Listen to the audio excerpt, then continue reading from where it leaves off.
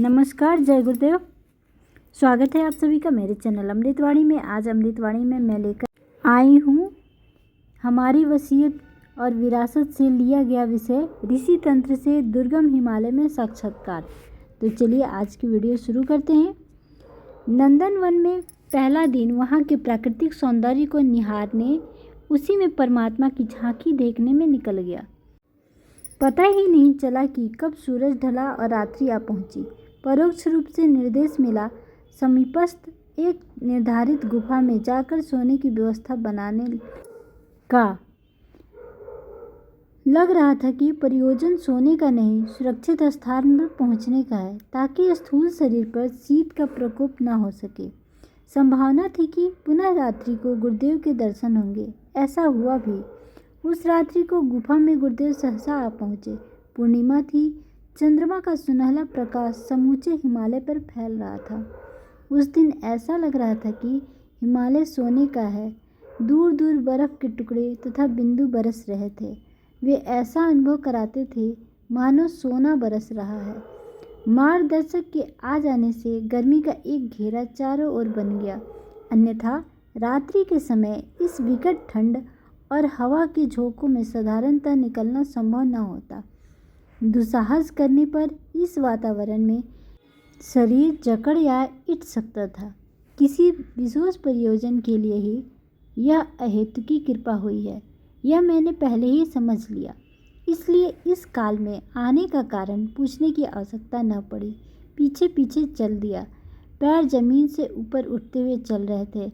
आज यह जाना कि सिद्धि से ऊपर हवा में उड़ने की, अंतरिक्ष में चलने की क्यों आवश्यकता पड़ती है। उन बर्फीले उबड़ खाबड़ हिमखंडों पर चलना उससे कहीं अधिक कठिन था जितना कि पानी की सतह पर चलना। आज उन सिद्धियों की अच्छी परिस्थितियों में आवश्यकता भले ही न पड़े, पर उन दिनों हिमालय जैसे विकट क्षेत्रों में आवागमन की कठिनाई को समझने वाले के लिए आवश्यकता निश्चय ही पड़ती थी।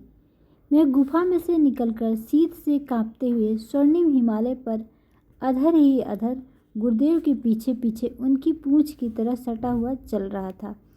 ये आज की यात्रा का उद्देश्य पुरातन ऋषियों की तपस्थली का दिग्दर्शन करना था। स्थूल शरीर सभी ने त्याग दिए थे, पर सूक्ष्म शरीर उनमें से अधिकांश के बने हुए थे। उन्हें भेद कर किन्हीं किन्हीं के कारण शरीर भी झलक रहे थे। नतमस्तक और करबद्ध नमन की मुद्रा अनायास ही बन गई। आज मुझे हिमालय पर सूक्ष्म और कारण शरीरों से निवास करने वाले ऋषियों का दर्शन और परिचय कराया जाना था।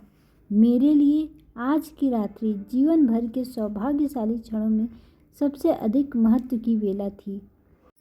उत्तराखंड क्षेत्र की कुछ गुफाएं तो जब तब आते समय यात्रा के दौरान देखी थी, पर देखी वही थी जो यातायात की दृष्टि में सुलभ थी। आज जाने कि जितना देखा है उससे अनदेखा कहीं अधिक है।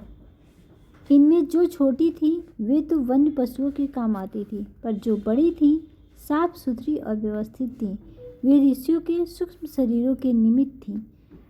पूर्व अभ्यास के कारण वे अभी भी उनमें यदा कदा निवास करते हैं। वे सभी उस दिन ध्यान मुद्रा में थे। गुरुदेव ने बताया कि प्रायः सदा इसी स्थिति में रहते हैं, अकारण ध्यान तोड़ते नहीं। मुझे एक एक का नाम बताया और सूक्ष्म शरीर का दर्शन कराया गया। यही है संपदा, विशिष्टता और विभूति। संपदा इस क्षेत्र की।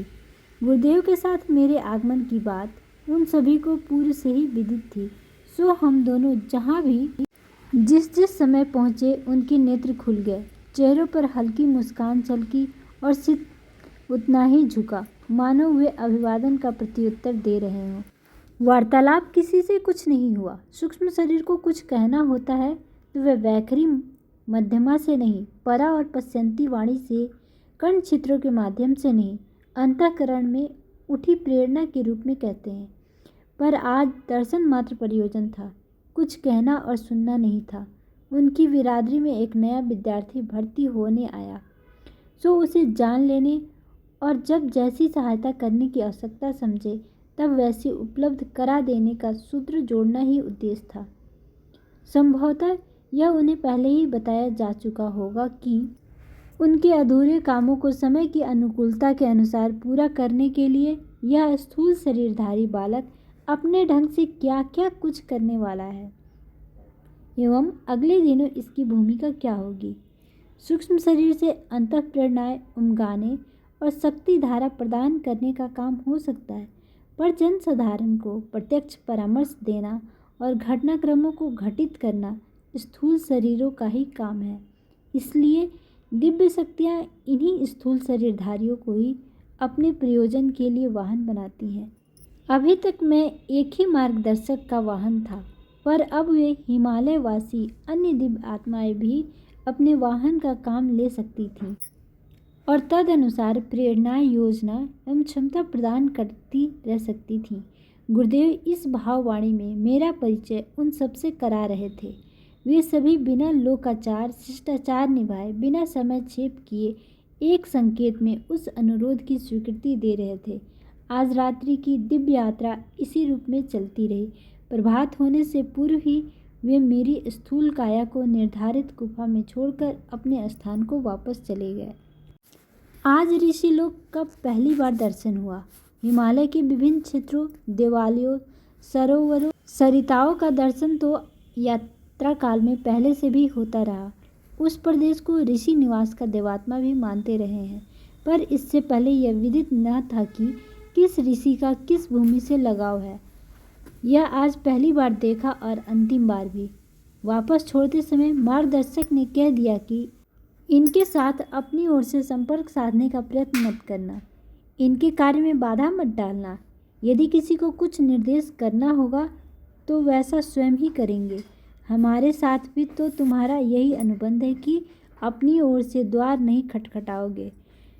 जब हमें जिस प्रयोजन के लिए ज़रूरत पड़ा करेगी स्वयं ही पहुंचा करेंगे और उसकी पूर्ति के लिए आवश्यक साधन जुटा दिया करेंगे।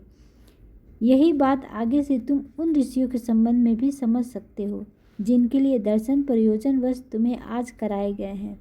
इस दर्शन को कुतूहल भर मत मानना, वरन समझना कि हमारा अकेला ही निर्देश तुम्हारे लिए सीमित नहीं रहा। यह महाभाग भी उसी प्रकार अपने सभी प्रयोजन पूरा कराते रहेंगे जो स्थूल शरीर के अभाव में स्वयं नहीं कर सकते। जनसंपर्क प्रायः तुम्हारे जैसे सत्पात्रों, वाहनों के माध्यम से करने की ही परंपरा रही है। आगे से तुम इनके निर्देशनों को भी हमारे आदेश की तरह ही शिरोधार्य करना और जो कहा जाए सो करने के लिए जुट पड़ना। मैं स्वीकृति सूचक संकेत के अतिरिक्त और कहता भी क्या, वे अंतर्ध्यान हो गए। तो आज का यह विषय यहीं समाप्त हुआ। मिलते हैं नेक्स्ट वीडियो में एक नया टॉपिक के साथ। तब तक अपना ध्यान रखिए, खुश रहिए, मस्त रहिए। वीडियो में अंत तक बने रहने के लिए आपका बहुत बहुत धन्यवाद। यदि आप चैनल पर पहली बार आए हो तो सब्सक्राइब करें, वीडियो पसंद आई हो तो लाइक करें। आपका दिन शुभ हो।